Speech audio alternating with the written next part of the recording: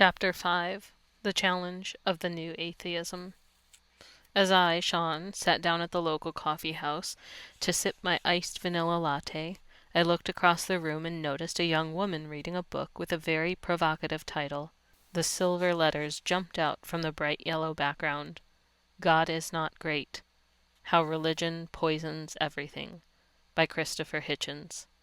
Intrigued by the bold title, I decided to ask her what the book was about. She proceeded to give me an enthusiastic, lengthy lecture about how religion has been the greatest force of evil in world history, how science has disproved any basis for rational faith, and how people can be good without God. Was this young woman right? Is religion the bane of human existence? Has science somehow disproved God? Would the world be better if we all embraced atheism?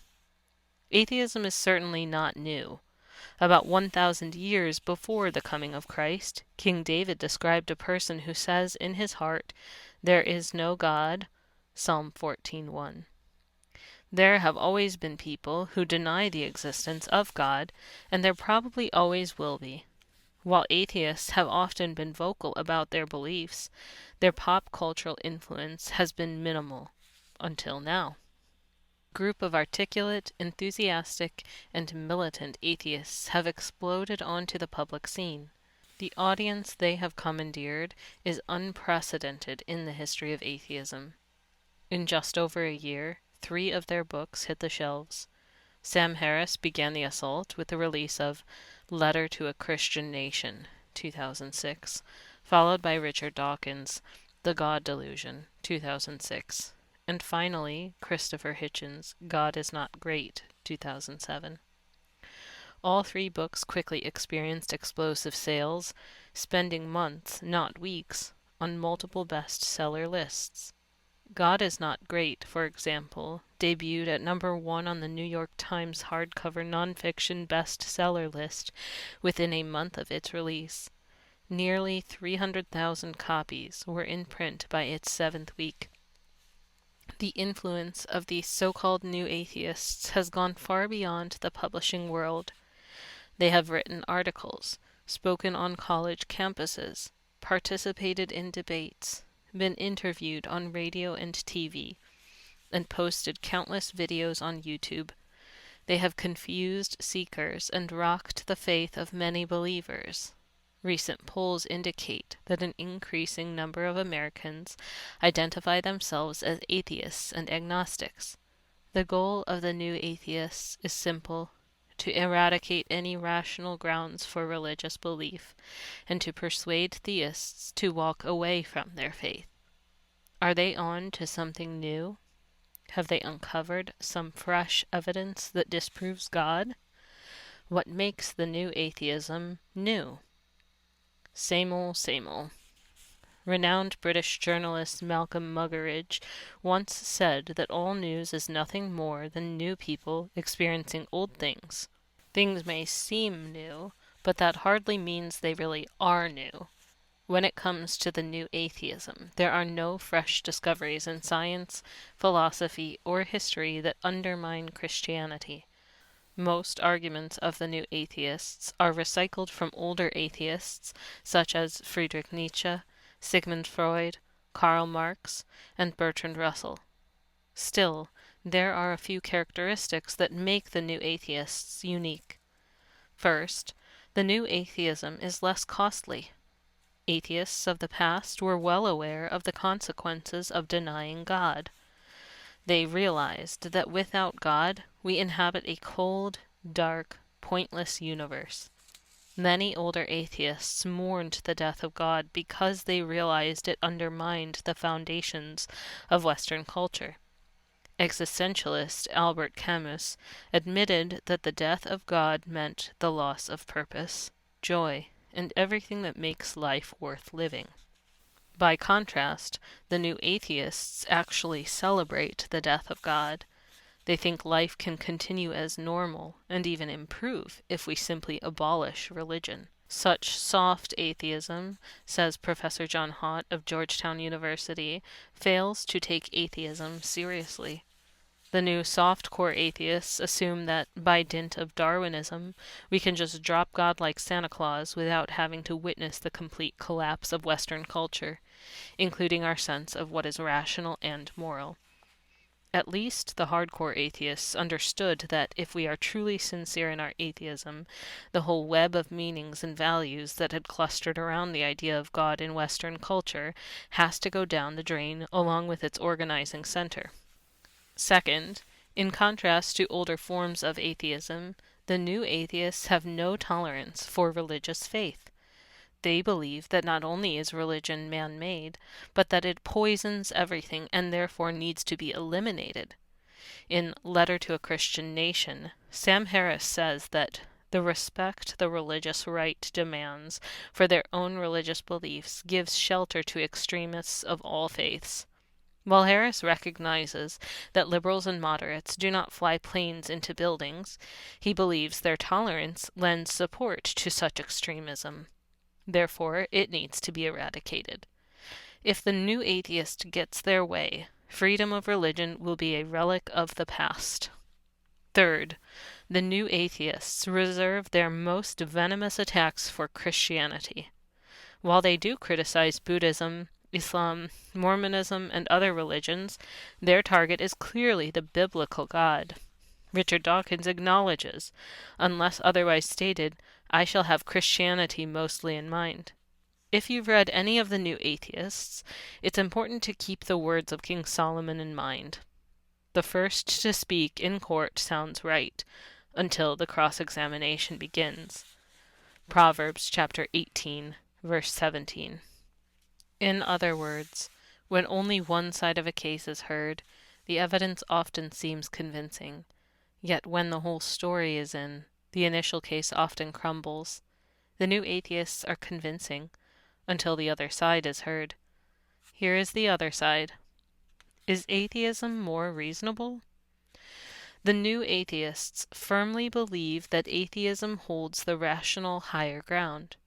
According to Hitchens, religion is based upon faith alone, whereas atheism requires no faith commitment since it relies primarily upon the empirical evidence of science.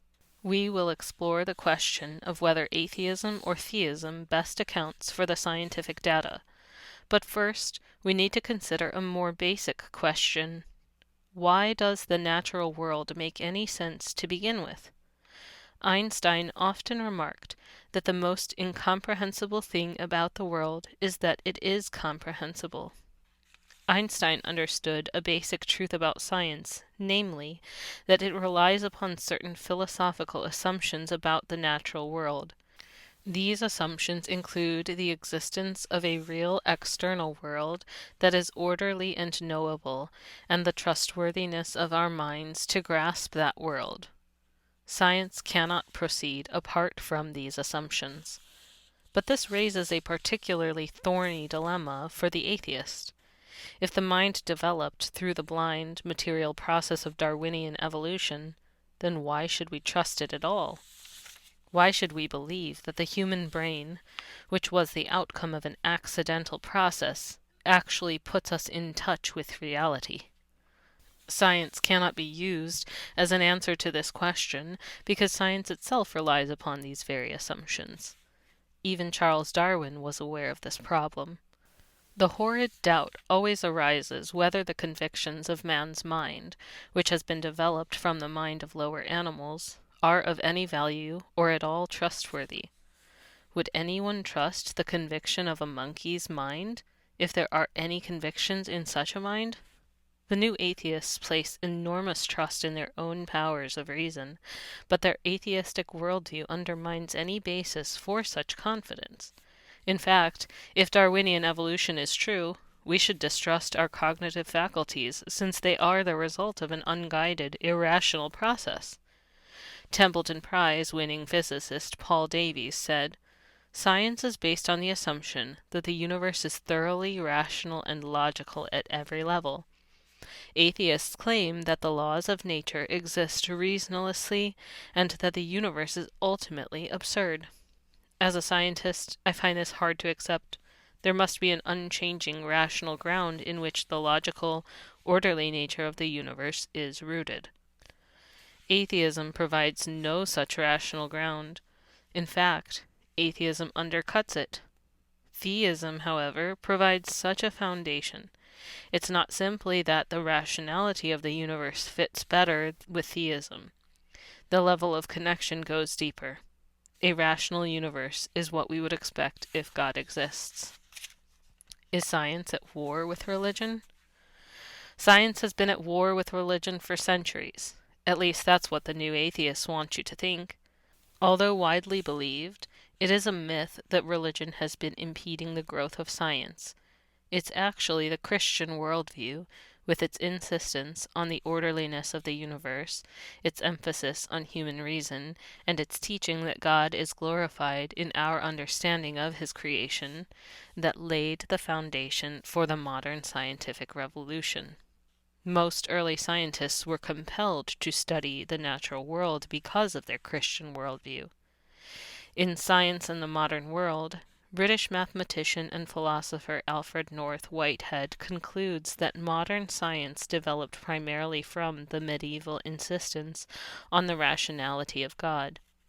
Modern science did not develop in a vacuum, but from forces largely propelled by Christianity.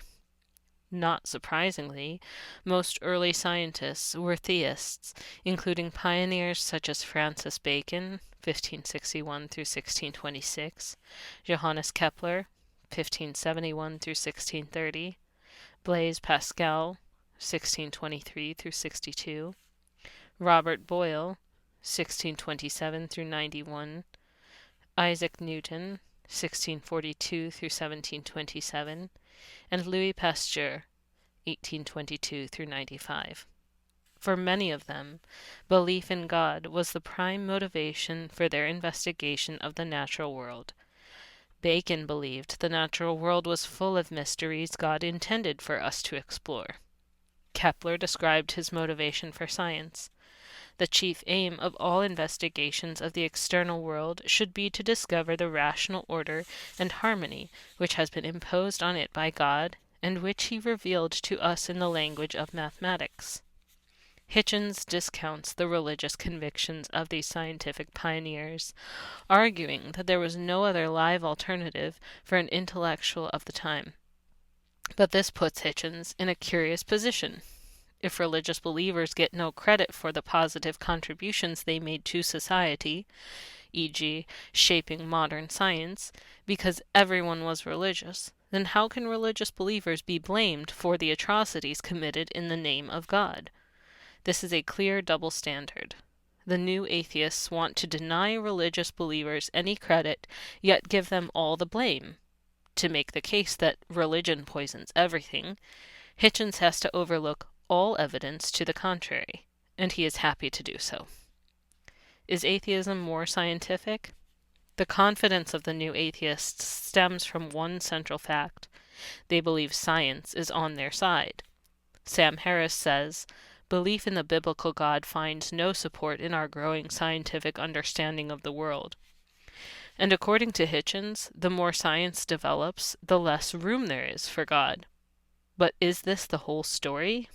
While the new atheists would like us to believe that God can only be inferred from the gaps in our scientific knowledge, in reality, the scientific evidence for design has exploded in recent years. In fact, one of the most influential atheists of the past 5 decades, Antony Flew, recently changed his mind about God for this very reason. While other atheists may have been more recognizable, Flew's impact was unparalleled.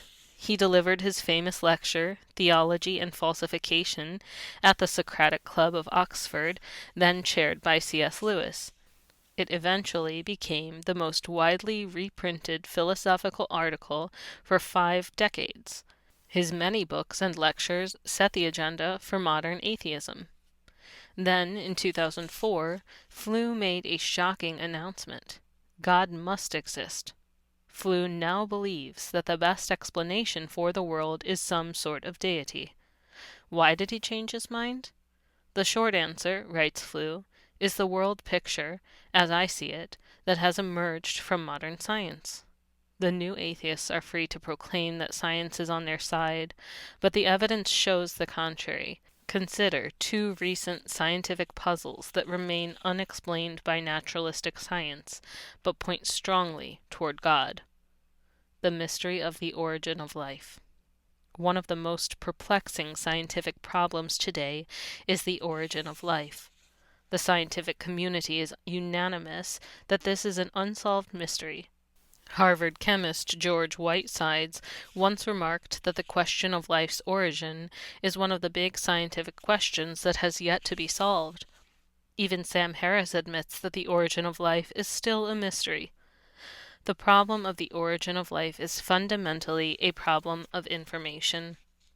With the discovery of the structure of DNA in 1953, scientists first understood that the organization and development of living creatures is orchestrated by genetic information.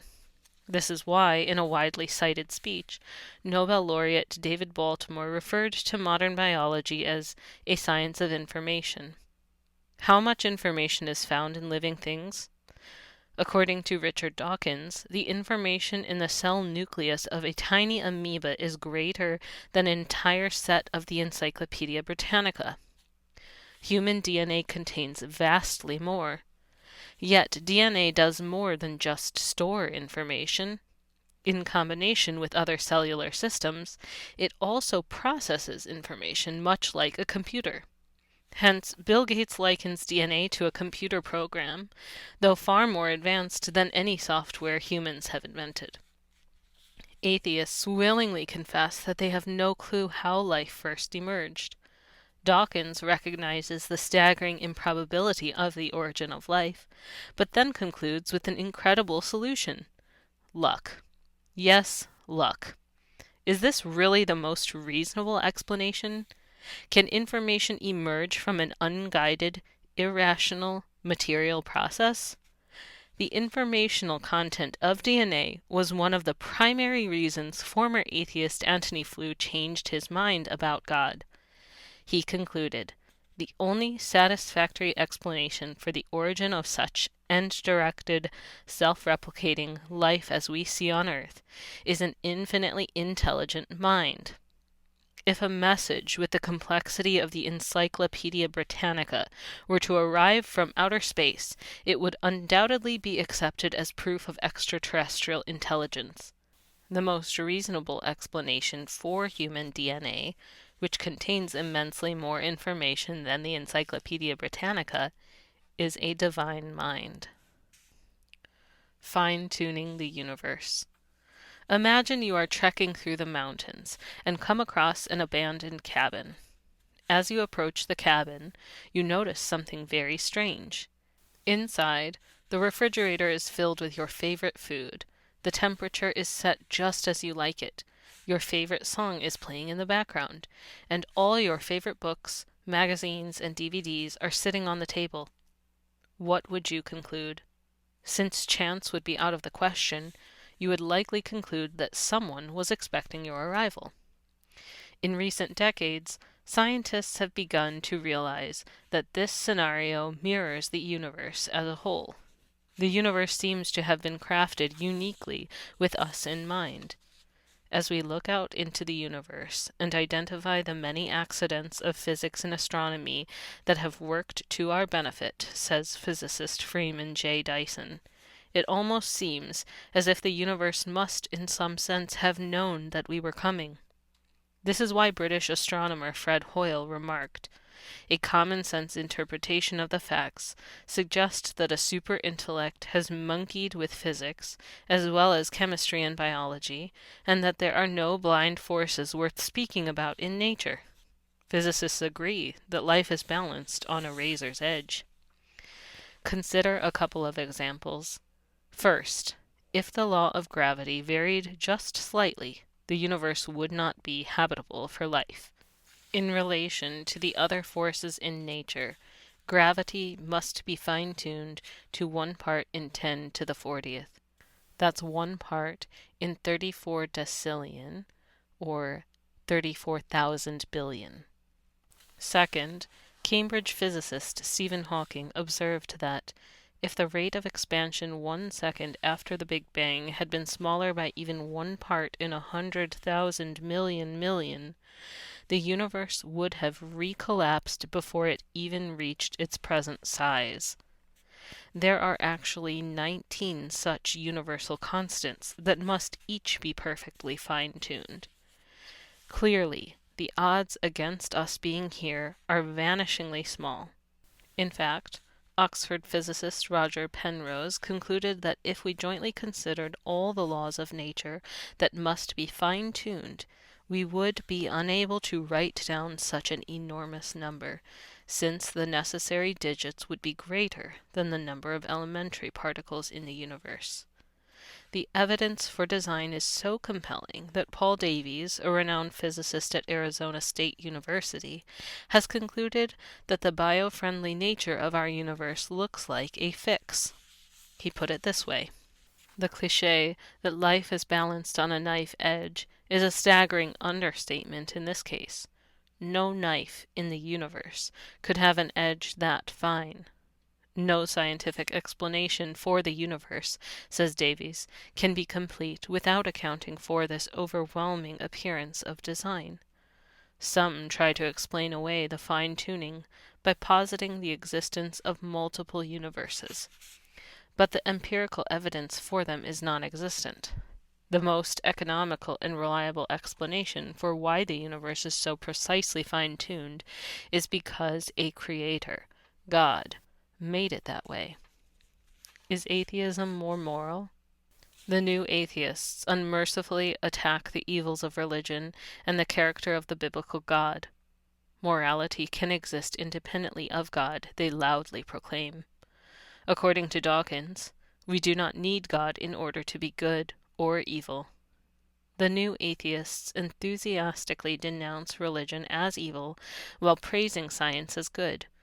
But this raises an awkward dilemma for the atheist. If there is no God, where do moral obligations come from in the first place? If there is nothing beyond the natural physical world, as Dawkins proclaims, then what does it mean to say that evil exists? Since moral values do not have physical properties such as height, width, and weight, how can we say they are real? The awkward fact for atheism is that it is notoriously difficult to define evil without some transcendent moral standard of good.